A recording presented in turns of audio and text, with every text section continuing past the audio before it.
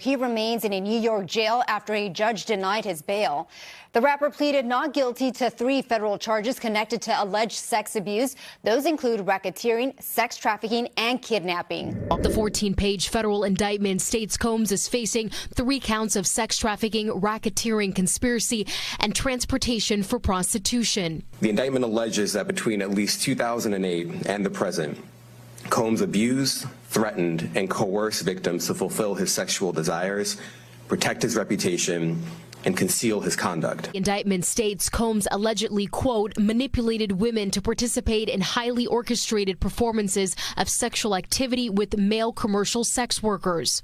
Combs allegedly planned and controlled the sex performances, which he called freak-offs, and he often electronically recorded them. The freak-offs sometimes lasted days at a time. You ever been mind before? I don't think so. I'm mind the shit out of you. Hope you're wearing a condom, because I have a dirty mind. Alrighty, party peoples of the interwebs, it's a hot Florida day, so this is going to be a short one. Your reminder that the Sunday night Viva and Barnes Law Extravaganza every Sunday at 1800 Eastern Time is on in about 3.5 hours. We're going to be talking about Puff Daddy tonight because Puff Daddy was denied bail a second time, which means he's being holed up in prison and has gone from having received the keys to the city 1 year ago to being locked up behind bars 1 year later. Now, there's an interesting thing about this denial of bail.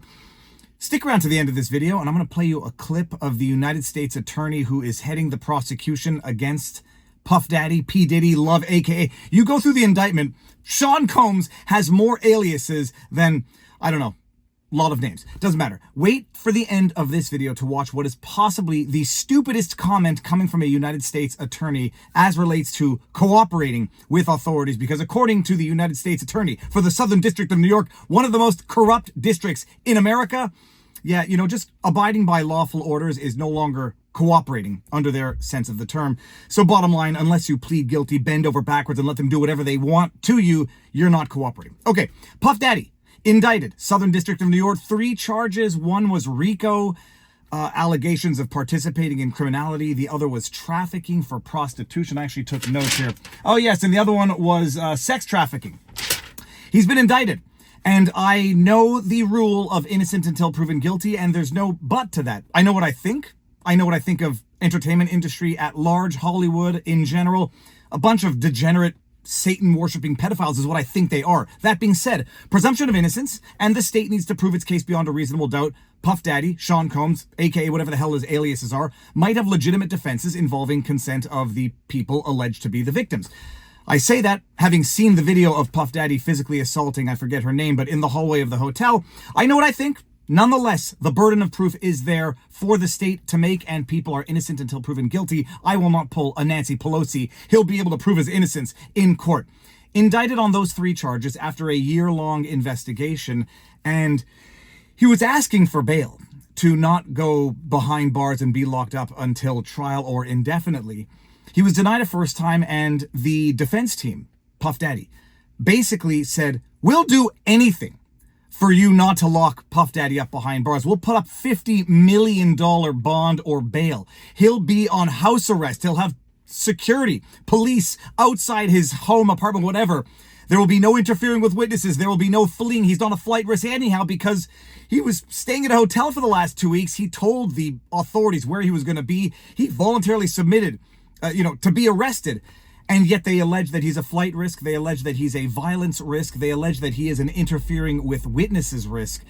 All of those things, I don't know that justifies detainment, other than the fact that I think at least 2 of the 3 are factually incorrect. If he were a flight risk, he would have been gone. If he's a violent risk, the measures that they requested would have certainly prevented any risk of violence to any of the victims or witnesses. And interference with witnesses, if that's the new basis now to keeping people in pretrial detention, where does it end, and who doesn't get bail under those circumstances? So we're going to talk about this tonight because I think the denial of bail for Puff Daddy is a wild violation of, I want to say the 8th Amendment. I forget offhand, but I'm pretty sure it's an 8th Amendment violation, unreasonable bail and unreasonable punishment.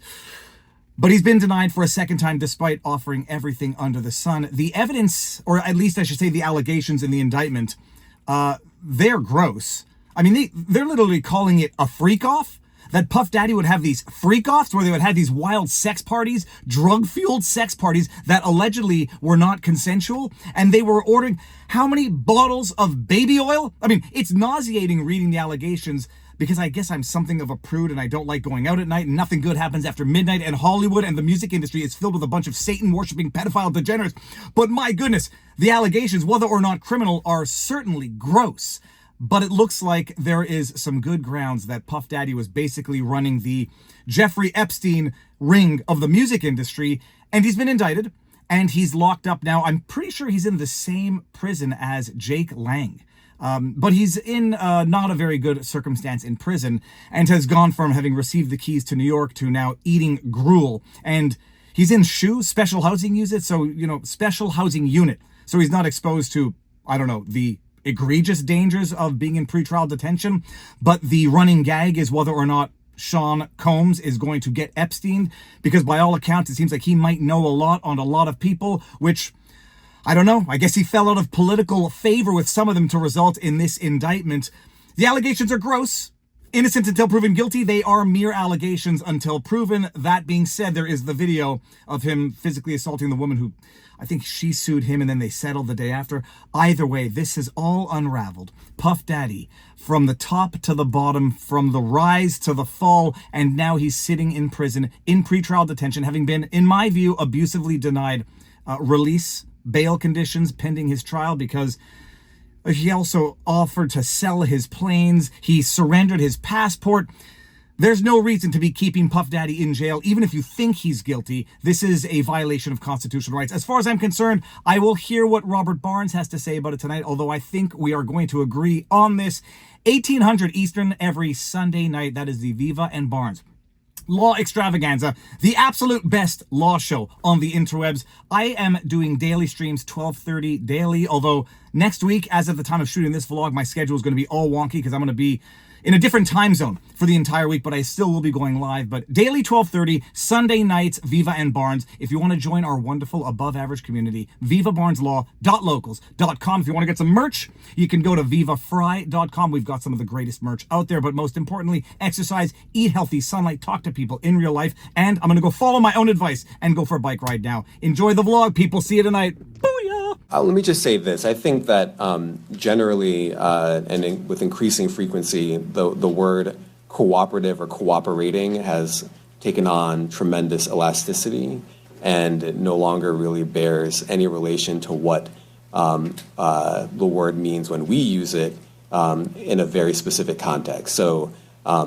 responding to lawful process and the like does not qualify as cooperation when we use that term here.